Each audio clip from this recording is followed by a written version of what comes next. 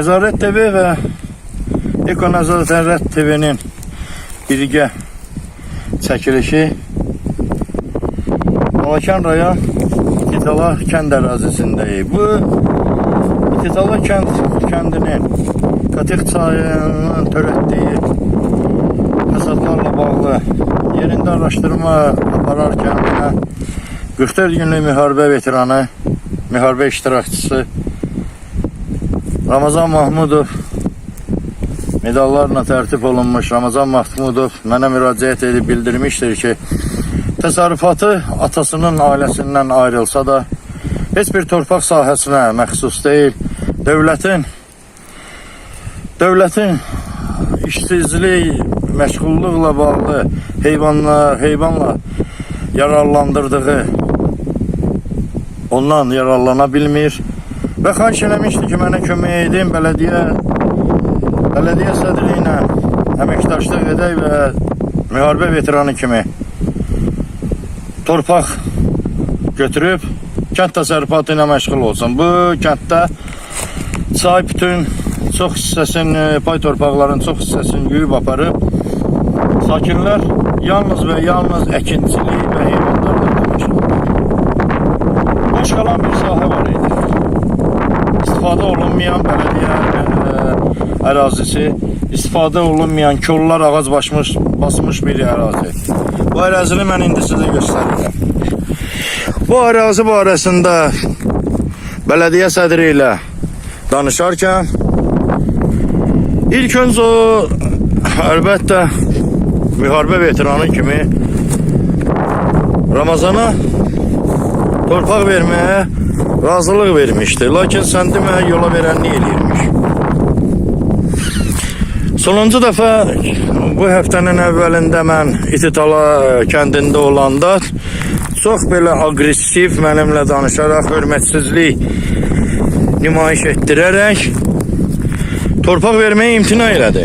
Mən cənab prezidentin çarxım ona eşitdirəndə ki, cənab prezident deyir, öz çarxında deyir, müharibə veteranları incitmək olmaz, onlara əziyyət verməyin, onları torpaqla işlə təmin edin. Bələdiyyə sədri mənə qayıdıb deyir ki, get prezident versin sənə.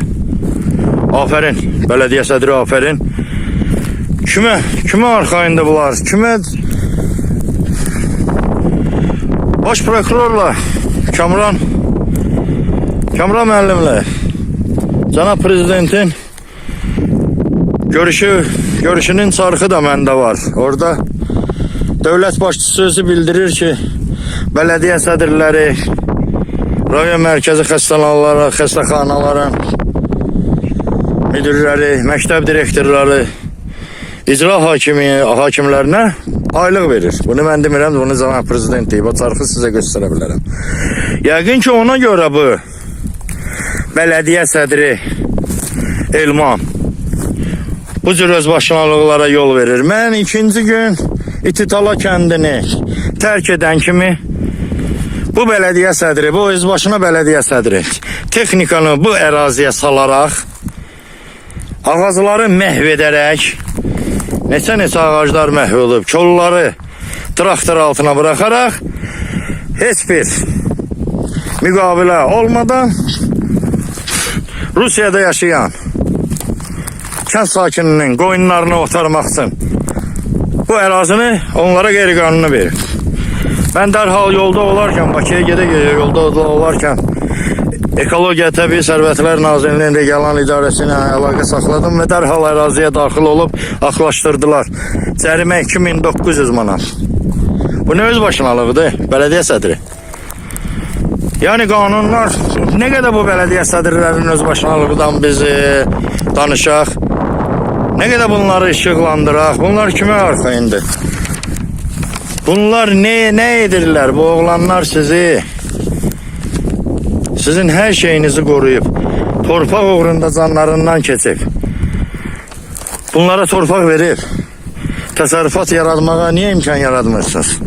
Bələdiyyə sədri bu kənd Asaylı millət, İngiloy millətinin kompakt yaşadığı bir ərazidir. Əslən Gürcü əsilli insanlar Bələdiyyə sədri elə bir vəziyyət yaradıb ki, kənd uşaqları məcburdur ya Gürcistana, ya da Rusiyaya gedib orada işləyib. Pul qazanıb bu bələdiyyə sədrinə pul göndərərlər və o da buradan şərait yarada bunlara.